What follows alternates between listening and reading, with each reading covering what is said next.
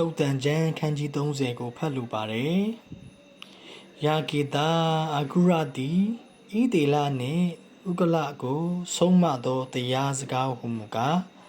အကေစင်စစ်ငါသည်လူမဟုတ်တိရစ္ဆာန်ဖြစ်၏လူညံနှင့်မပြည့်စုံပညာတရားကိုမသိတန်ရှင်းသောအရာတို့ကိုမလိချက်ကောင်းကင်ဘုံတို့အဘယ်သူတတ်နိုင်သနည်းအဘယ်သူဆင်းလာသနည်းအဘယ်သူသည်လေကိုမိမိလက်နှင့်ဆုပ်ယူသနည်းအဘယ်သူသည်ရေကိုအဝတ်နှင့်ထုတ်ထားသနည်းမြေကြီးစွန်းရှိသမျှတို့ကိုအဘယ်သူတည်စေသနည်းထိုတို့ပြုသောသူဤအမည်နှင့်သူဤသားအမည်ကအဘယ်တို့နည်းတင်ပြောနိုင်သလော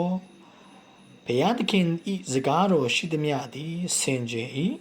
ခိုလုံသောသူအပေါင်းတို့၌ဘုရားသခင်သည်အကွဲအကဖြစ်တော်မူ၏စကားတော်တို့၌ထက်၍မသွင်းနှင့်တို့ပြုလင်အပြစ်တင်တော်မူ၍တင်သည်မုတာသုံးတော်သူဖြစ်လိမ့်မည်ကိုရောထံမှဆွနှစ်ပါးကိုအကျွန်ုပ်တောင်းပါ၏အကျွန်ုပ်မတေမီတိုင်အောင်ညင်းတော်မူပါနှင့်အကျွန်ုပ်မှာအနတ္တနှင့်မုတာကိုပေးတော်မူပါဆင်းရဲခြင်းနှင့်ငွေရတတ်ခြင်းကိုပေးတော်မူပါနှင့်အသက်မွေးလောက်သောအစာကိုသာပေးတော်မူပါတို့မဟုတ်အကျွန်ုပ်သည်ကြွယ်ဝ၍ထာဝရဘုရားကအဘယ်သူနည်းဟုဆိုလျက်ကိုတော်ကိုပင်ညင်းပေမည်ဟုစိုးရိမ်စရာရှိပါ၏တို့မဟုတ်ဆင်းရဲ၍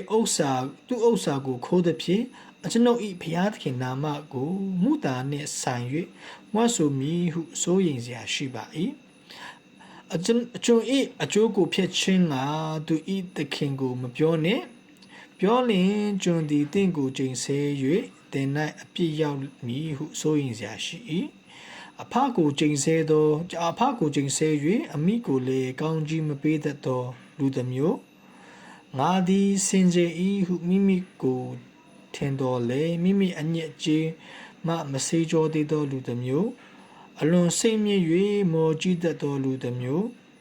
ဆင်းရဲသောသူတို့ကိုမြေကြီးပေါ်က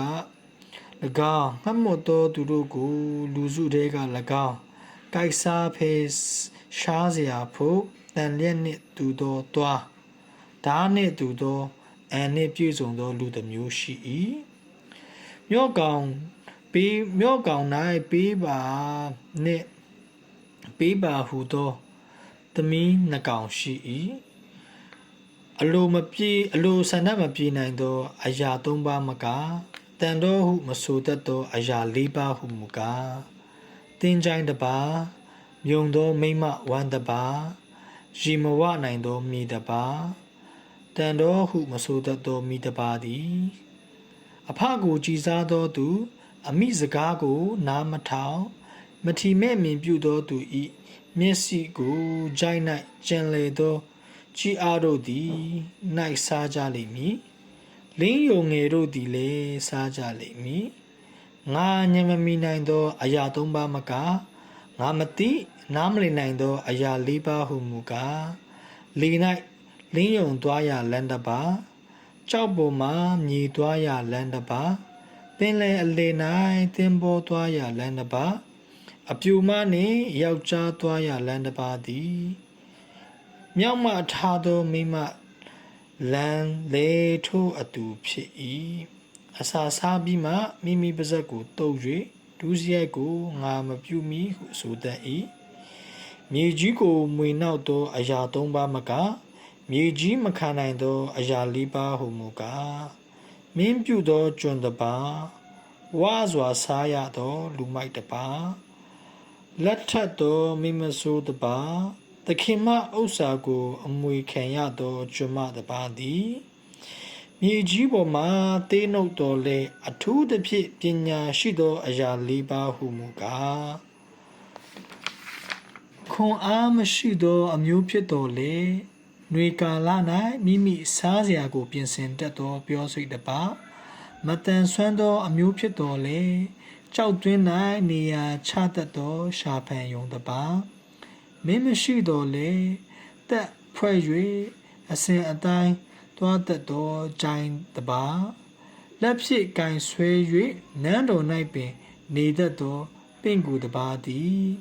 ကောင်းစွာတွားတတ်သောအရာ၃ပါးမကအတွားလသောအရာ၄ပါးဟူမူကားတရိษံတကာတို့ထက်ခွန်အားကြီး၍အဘယ်သူကူမျှမရှောင်တတ်သောခြင်္သေ့တစ်ပါးစစ်မြင်းတစ်ပါးစိတ်ထီးတစ်ပါး